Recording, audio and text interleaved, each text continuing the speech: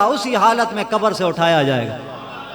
کتنا خوش نصیب ہے وہ عالم جب قبر سے اٹھایا جائے گا، کوئی شراب پیتے ہوئے نکلے گا، کوئی زنا کرتے ہوئے نکلے گا، کوئی زیادتی کرتے ہوئے نکلے گا، کوئی چوری کرتے ہوئے نکلے گا، اور کوئی لبیک کا نعرہ لگاتے ہوئے نکلے گا۔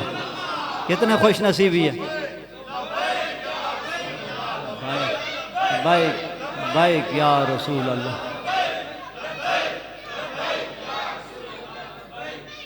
پچھلے دنوں ایک نوجوان فوت ہوا ہے، اس نے جناب اپنی شادی تھی اس کی، اس نے لوگوں کو دعوت دی، لاہور میں دعوت دی، اور رات کو جناب اگلے دن ولیمہ تھا، تو رات کو انہوں نے کیا کیا، شراب چلائی، اپنے دوستوں کو، نوجوان تھے سارے، دوستوں کو بلایا، شراب پیتے جناب، یہ بھی پی رہا ہے وہ بھی پی رہا ہے، ناچ رہے ہیں، ڈانس رہے ہیں، گانے لگے ہوئے ہیں۔ جس کی شادی تھی وہ بھی ناچتا ہوا، شراب پیتا ہوا دنیا سے چلا گیا، دنیا سے چلا گیا۔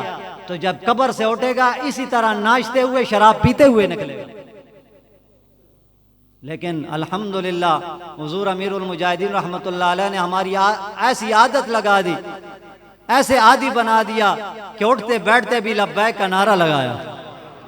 انشاءاللہ ایمان پر موت نصیب ہوگی انشاءاللہ، اللہ کی توفیق سے، نبی علیہ الصلوۃ والسلام کی نظر کرم سے انشاءاللہ لبیک کا نعرہ لگاتے ہوئے جائیں گے۔ قبر میں بھی جب نبی علیہ الصلوۃ والسلام کی زیارت اور پہچان ہوگی نا، تو اس وقت بھی جب فرشتے پوچھیں گے ما کنت تقول فی حق ھذا الرجل، یہ سوال ہوگا کہ بتاؤ اس مبارک ہستی کے بارے میں دنیا میں کیا کہتا تھا، دنیا میں کیا کہتا تھا۔ تو ظاہری بات ہے دنیا میں، ہم دنیا میں بیٹھے ہوئے ہیں، جب ان کا نام آ جائے تو ہم کیا کہتے ہیں، لبیک یا رسول اللہ۔ تو انشاءاللہ فرشتوں کے جواب میں یہی ہم کہیں گے، لبیک یا رسول اللہ۔ تو انشاءاللہ سرخروئی ہوں گے۔ تو میں بیان کر رہا تھا آخری واقعہ، حضرت حبیب بن زید رضی اللہ تعالیٰ عنہ، صحابہ نے کیسی کیسی قربانیاں دی، ہم نہیں دے سکتے، اللہ ہمیں توفیق عطا فرمائے۔ ہمارے نزدیک تو وہ ووٹ کی بڑی حیثیت ہے، ہم وہ قربان نہیں کر سکتے دین کی خاطر، اور کیا کریں گے۔ میں ادھر میں آ رہا تھا، جدھر دیکھو جس گھر پر دیکھو جناب دین کے جو غدار ہیں ان کی جناب تصویریں لگی، دوسری پارٹیوں کے، جنہوں نے گستاخ عورت کو پروٹوکول کے ساتھ، ایک نہیں دو عورتوں کو، دو عورتیں اور ایک مرد جو گستاخ رسول تھے، جن پر عدالتوں نے جناب پھانسی کی سزا سنا دی تھی، انہوں نے، اس حکومت نے پروٹوکول کے ساتھ فرانس کے حوالے کیے، ان کی تصویریں لگائی ہوئی ہیں۔ ایسے گھروں میں جناب رحمتوں کا نزول ہو سکتا ہے، نحوستی ہو سکتی ہے۔ تو آپ سے گزارش ہے دین کے جو غدار ہیں ان سے جان چھڑائیں۔ ہاں، دنیا میں بھی انہوں نے کام نہیں آنا، نہ حشر میں کام آنا ہے، نہ قبر میں کام آنا۔ حضرت حبیب ابن زید رضی اللہ تعالیٰ عنہ جب مسیلمہ کذاب نے گرفتار کیا، جھوٹا نبوت کا دعوے دار تھا، پوچھا حضرت حبیب بن زید رضی اللہ تعالیٰ عنہ سے، ہاں بتاؤ مجھے رسول مانتے ہو، مجھے نبی مانتے ہو؟ انہوں نے کہا نہیں، میں تو سنتا ہی نہیں ہوں، کیا بکواس کر رہے ہو، مجھے تو آواز ہی نہیں آ رہی، کیا کہہ رہے ہو؟ پھر جب مسلمہ کذاب نے کہا تشہد ان محمد رسول اللہ، کیا تم گواہی دیتے ہو کہ محمد اللہ کے رسول ہیں صلی اللہ علیہ وسلم؟ اس نے کہا ہاں میں گواہی دیتا ہوں، وہ اللہ کے رسول ہے، وہ خاتم النبیین ہے۔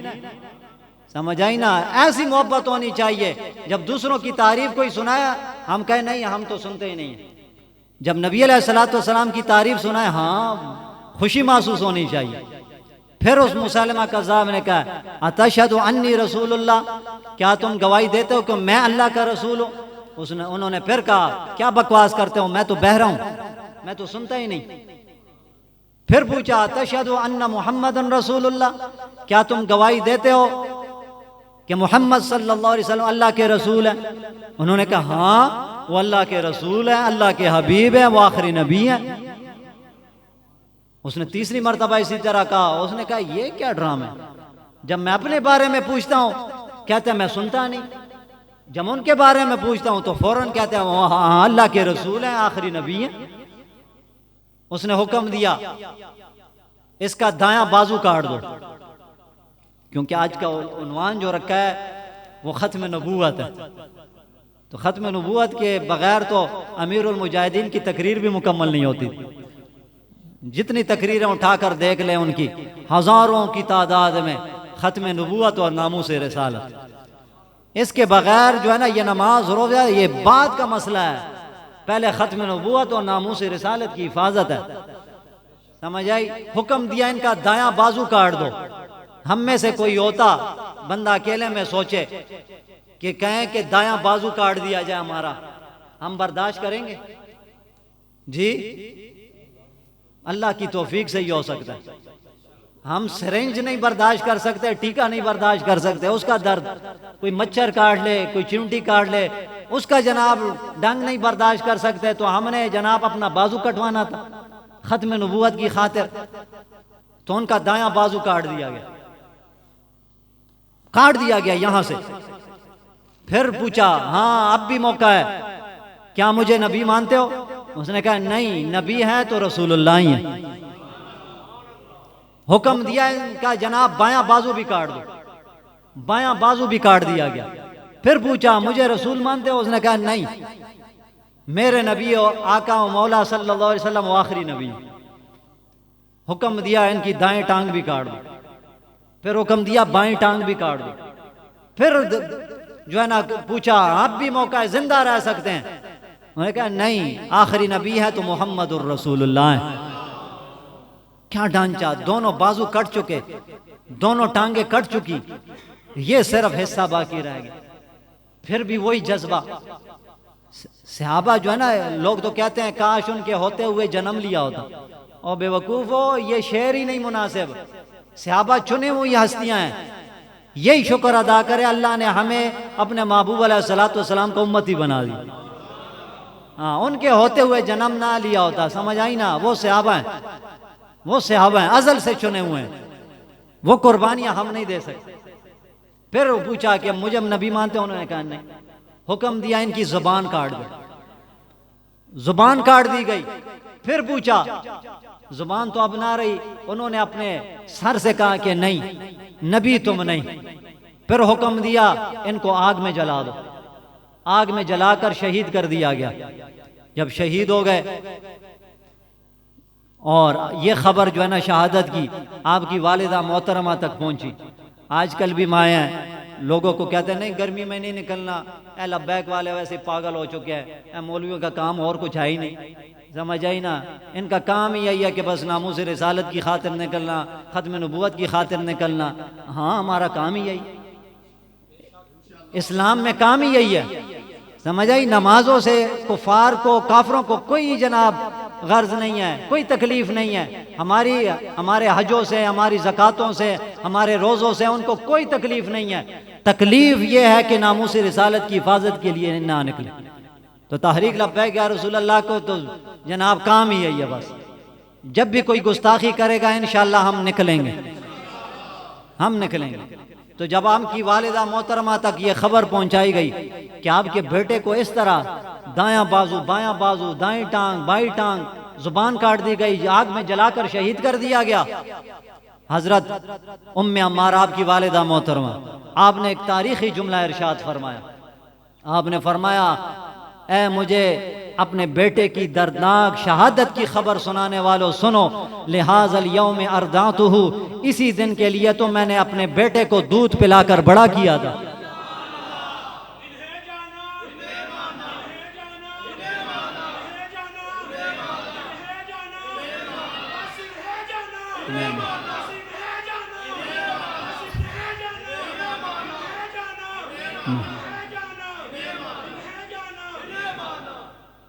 اللہ تبارک و تعالی ہم سب کو اپنے محبوب علیہ الصلوۃ والسلام کی پکی سچی غلامی نصیب فرمائے۔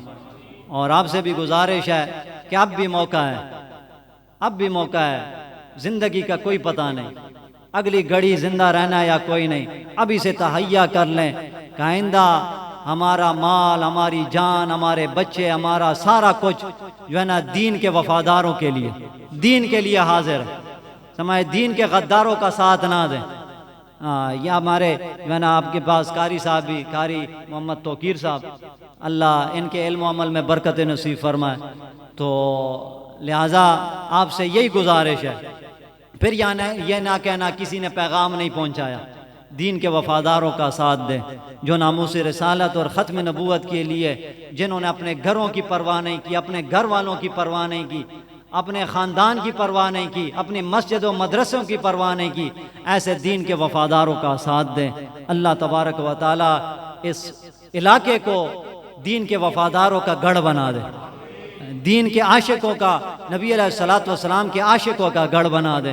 جو یہاں پر معززین اور بزرگ حضرات ہیں، اللہ ان کی عمروں میں برکت عطا فرمائے، ان کے صدقے یا اللہ سب کو، ان کو بھی اور ان کے صدقے تمام کو نبی علیہ الصلوۃ والسلام کی پکی سچی غلامی نصیب فرمائے۔ وآخر الدعوانا الحمدللہ۔